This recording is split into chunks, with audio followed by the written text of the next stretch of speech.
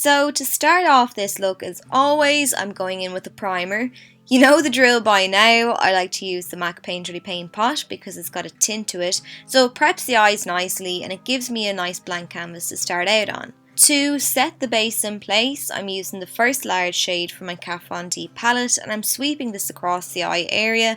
I'd usually use my face powder, but I just had this palette handy, so I said I'd use the skin tone shade from it, and it works just as well. Sticking with that palette, I'm taking the white eyeshadow, any matte white will do, and I'm just packing this under the brow. So all the way along the under portion of the brow, I used a stiff flat brush to pack on the colour, and now I'm dusting away the excess using a fluffy blending brush. Now I'm taking this warm brown shadow and another fluffy blending brush and I'm adding this into the crease. So this look is dominated by various different grey shadows.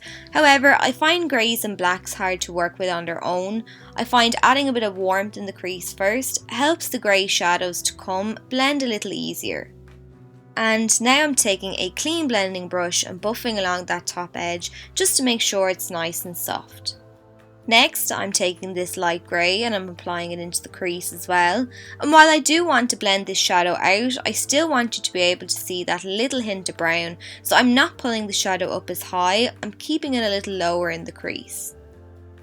Now I'm picking up a darker grey and I'm adding this into the crease too.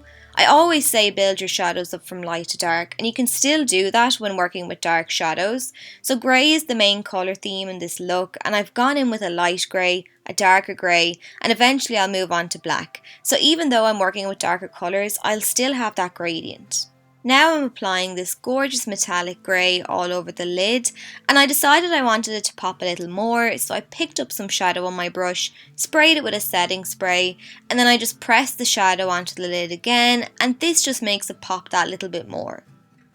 I wanted to darken the look a bit and add some more depth and dimension, so to do that I'm using a black eyeshadow on a tapered crease brush and I'm rocking it back and forth in the crease. I always say to start with a small amount of product on your brush at a time and build up the intensity, but if you've gone in too heavy handed, take a clean blending brush and sweep it along where you have that harsh edge. And keep the brush on that edge and continue sweeping over and back, and eventually the shadow will soften. When that edge is no longer visible, then I pull my brush upwards to fade that black shadow in with the brown. To give a bit of shape to the look now, I'm going back in with that pale powder from the Kat Von D palette and I'm stamping it down at an angle on the outer corner of my eye to give me that nice elongated look. I decided to go back in and add some more black. Like I said before, it's a process. Usually I'll go back in 3 or 4 times before I'm happy with the intensity.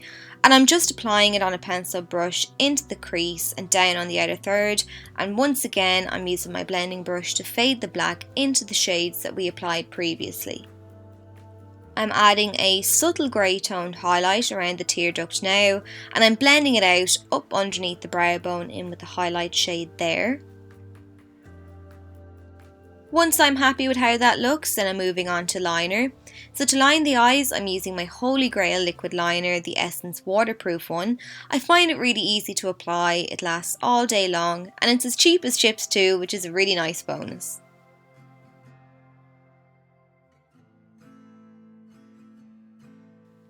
For lashes, I'm going in with this nice fluffy pair from Kiss.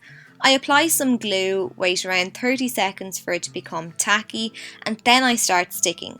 So I pop them down the centre first and then I tack down the outer and inner corners.